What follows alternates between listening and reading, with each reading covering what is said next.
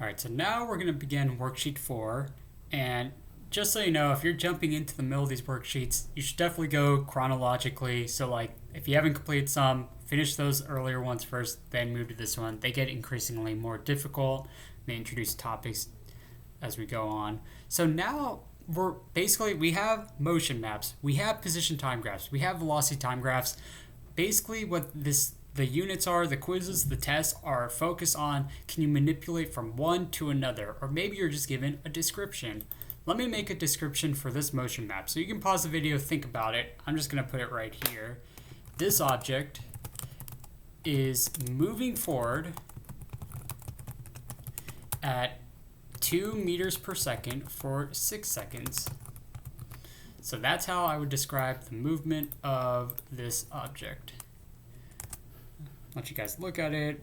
All right, this is a weird thing about like defining what a second is. I think a lot of times people think 1 second is like just a literal moment in time, like nothing in it. But really, what 1 second is. So if I look at this guy, if I hit my timer and timed 1 second, I would see I'd go from 0 to 1 second. This is the first second. And then the second is from 1 second to 2 seconds.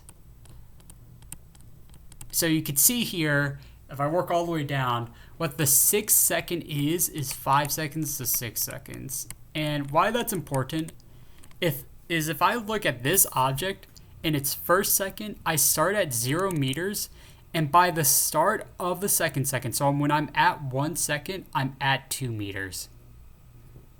All right, let me make my plots real quick. And if you're kind of confused by that, it's okay. I'm just going to explain that what I'm trying to show you is that this object, this last second here, yes, the dot's at 10 meters, but because I've been traveling at 2 meters per second, I can reasonably assume I'm going to travel 2 meters per second to 12 meters by the end of the 6th second. All right, so I'm going to go 2, 4, 6, 8, 10, 12. And let me just map this out. So, I start at 0. I'm going to end at 12. And I'm just going to be traveling at this constant velocity the whole time. So 0 to 1, I go 2 meters. 1 to 2, 2 meters. All right.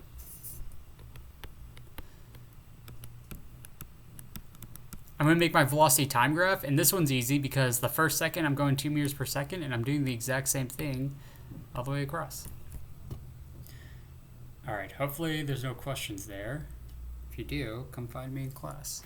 They want us to make a mathematical expression that's a fancy way of saying an equation, and they want it for my position time graph.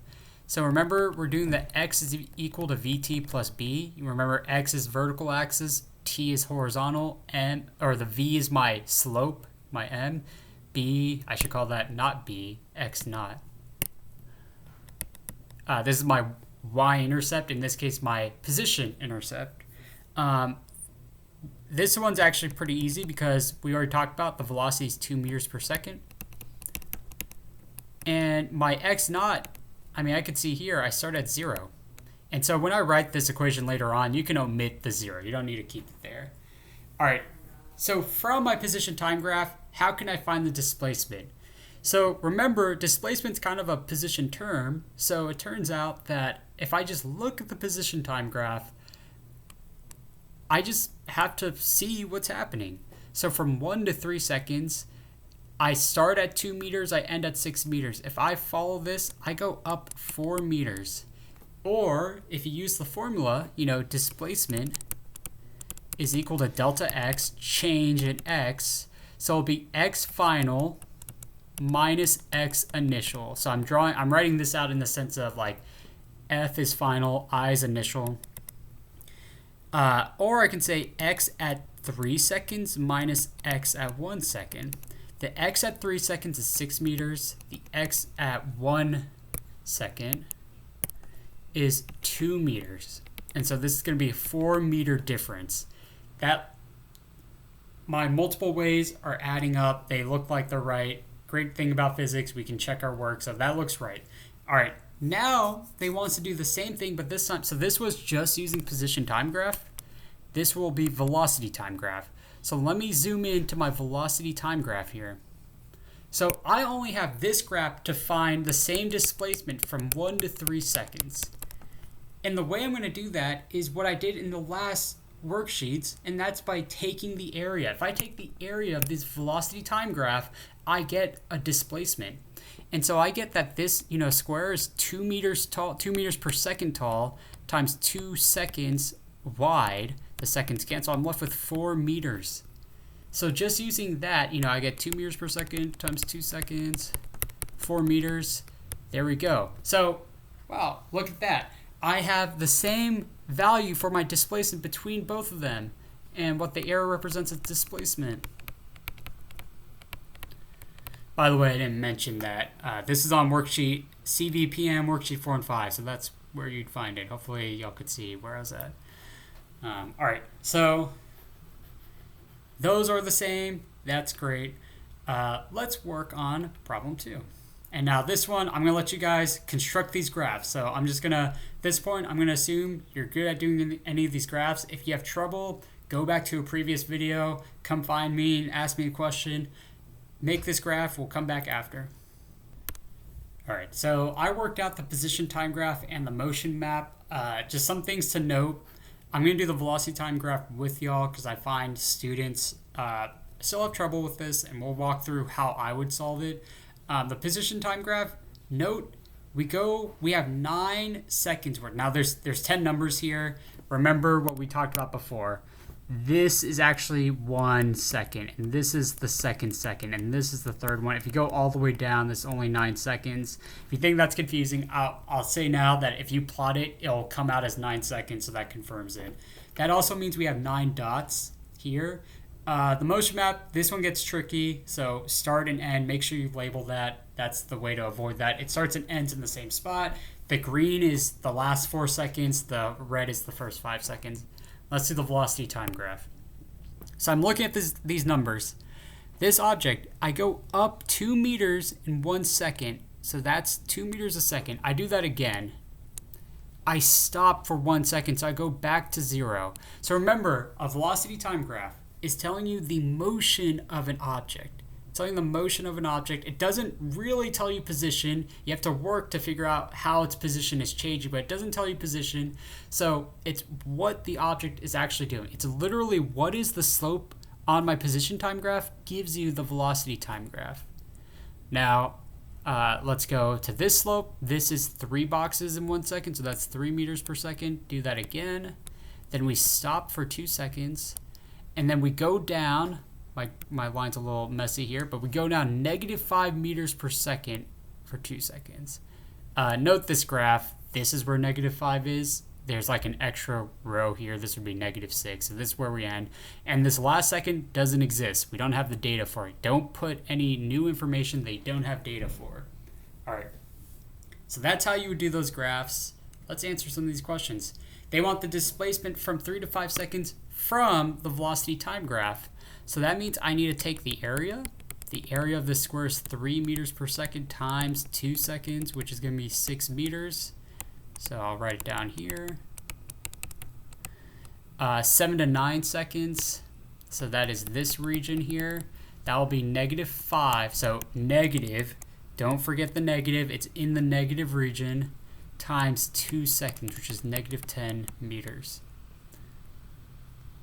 All right, now we'll determine the average velocity. So remember, average velocity, v is equal to x over t, and I'll put the bars to clarify velocity over speed.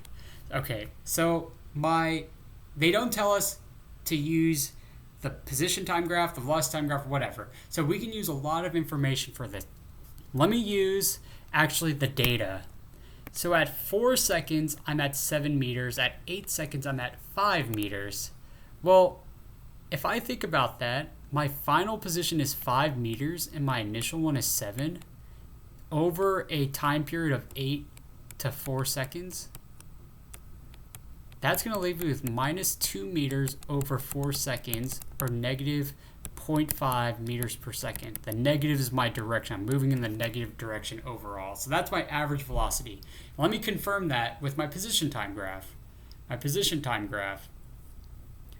I kind of made it messy here. But I start at 7 meters. I end at 5 meters. Overall, I'm going negative 2 meters in a 4-second span. All right, that confirms that. Let me do it for my velocity time graph. All right, so instead of taking the area where I had before, I'm going to take it here from 4 seconds to 8 seconds. All right, let me count up the area. Plus 3 meters, and then this is plus 0 meters, and this is minus 5 meters. Well, my displacement would be, 3 minus 5 over, remember it's a 4-second span, so negative 2 over 4, or negative 0.5 meters per second again. Look at negative 0.5. We got the same numbers again. Answer is good. Let's move on to speed. All right, speed is just speed is equal to distance over time. Now, this is one that would be pretty difficult. It's more difficult to use the data for, but we'll try to use it. So I see here, I go up 3, and then I go 0, and then I go down 5, but I just keep adding. So distance, you're always adding. Plus 3, plus 5. So now we got 8 meters over 4 seconds, and we get 2 meters per second. And distance speed, always positive, so looks good to me. Let's confirm it over here. I go up 3 meters. I go down 5 meters. All right, good. 8 divided by 4, that's what we get. Now, can I use a velocity time graph to get the same answer? So I get 3 meters here. I get 0 again over here. And this negative 5, the only thing you have to change is instead of saying negative 5, just call it positive 5 on a velocity time graph, and you've got the distance. 3 plus 5, you get 8 meters over 4 seconds again. You get 2 meters per second. All right, hopefully y'all are feeling good. I'll stop there for worksheet 4, and I'll do worksheet 5 next.